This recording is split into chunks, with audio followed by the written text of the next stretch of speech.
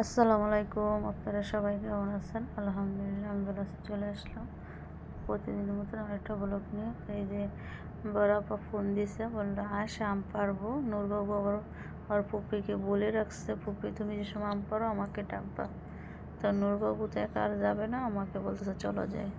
তো এই যে বড় আপার বাসায় আসলাম। তো এই যে দোকানের ছেলেটার দিয়ে আম পাড়াইতেছে। তো অনেক এই যে কাঁচা থাকতে আম পায়রা ফেলাইছে অনেক আম। তো এই যে আমগুলো রং হয়েছে, তো এখন আপা পেরে নিতেছে। তো ওই যে বড় দুলাভাই, তারপরে নূর, আমি আর এই যে ছেলেটা দেখ অনেক কষ্ট করে আম পাচ্ছে। আমি বলতেছি সাবধান, যেন কারেন্টের তার।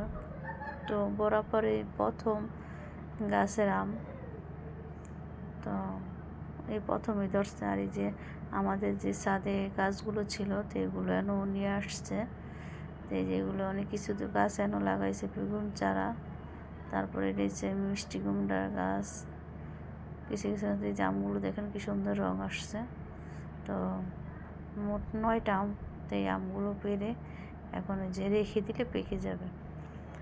তো এই যে বরাবর বাসার থেকে এসে তারপরে বাসা আসলাম, আসে নাস্তা খেয়ে, তো পরে এই যে নূরবাবু বলতেছে পয়সা রয়েছে, বলছে একটু পরে যাব। তো এই যে আম পেরে তো বরাবরদের রুমে চলে আসলাম। তো এসে আপনাদের সাথে একটু কথা বললাম। তার ইদারিং চোখ এত সমস্যা দিতেছে, অ্যালার্জির সমস্যা। তো এই যে আপা কাঁচা আম বলতেছে অনেক মিষ্টি, কেটে নিয়ে আসছে, বলতেছে তুমি খাও। তো আমি কেন আমি খাবো না। তো এই যে ভাবি আর দেবর কি সুন্দর মহব্বত দেখেন, অনেক সুন্দর মহব্বত। দেওরের মাথা চায়া দিতেছে, তেমন ভাবি যেন ঘরে ঘরে হয়। তারপরে ছোটো দেওরের দিয়ে আদর করে। তো দেন মাসাল্লাহ ভাবি আর দেওরের কথা বলতেছে, আর এনে শব্দের জন্য আমি আপনাদের ভয়েস দিতেছি, ওদের কথাও শোনা যায়। তো আমি বাসায় এসে দেখি ভাবি রান্না বাড়া শেষ করে এই যে থালা বাসন ধুইতেছে। তো এগুলো সকালে যে আজকে শুক্রবার, সবাইকে জুম্মা মুবারক। এই যে ভাবি আজকে মুরগি রান্না করতেছে, টক দই দিছে, তো সব মশলাগুলো দিয়ে দিছে। তো ওদিক দিয়ে ভাবি রান্না বাড়া করতেছে আর থালা বাসনগুলো দিয়ে নিছে।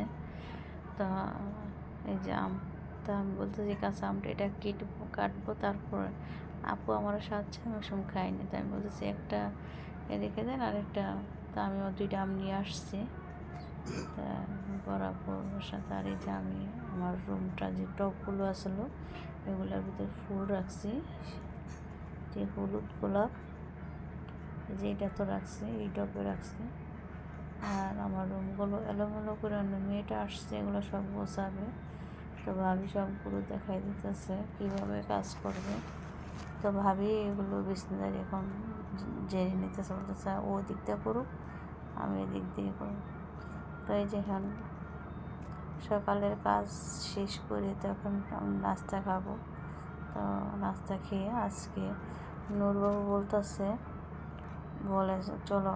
আর এবার তো সকালে নাস্তা খেয়ে তারপরে নূরবাবু বায়না ধরলো, বলো চলো খাসি কিনতে যাই। তো গেলাম হাঁটতে হাঁটতে। তো নূরবাবুর জন্য আলহামদুলিল্লাহ আল্লাহ আরেকবারও কুরবানি দেওয়ার তৌফিক দান করলো। তো সবাই দোয়া করবেন আল্লাহ যেন, আল্লাহর হস্তে কুরবানি আল্লাহ যেন কবুল করে নেয়। তো ইনশাল্লাহ দোয়া করবেন। তো এই যে আমি এসে দেখি যে ভাবি এগুলো গুছাইতেছে, সবগুলো গুছাইতে ও তাড়াতাড়ি ঘর মুছে কাজ করতে পারে। দেখা যায় ও আমার বাসায় করে, ও আরও আরেকবারই করে, আমাদের এই লাইনেই ও কাজ করে। তো এই দেখেন এই লাইনে কাজ করে। তো ও একটু একটু বেশি কথা বলে, কথা বেশি বলে, তারপর ওরে কাজের ভিতরেই রাখি। তার দিক দিয়ে যে মেয়েটা আসছে বউ, তো নূরবাবু কী অঙ্ক জানি দেয় বারে বারে ওর ভাবিরে করতে, বলো ভাবি এটা করো। হ্যাঁ, তো এই যে করতেছে। আর দিকটা আমরা আসার দিকটা ভাবি বসে বসে কথা বলতেছে, বলে দেখি ওদের কী অঙ্ক করে।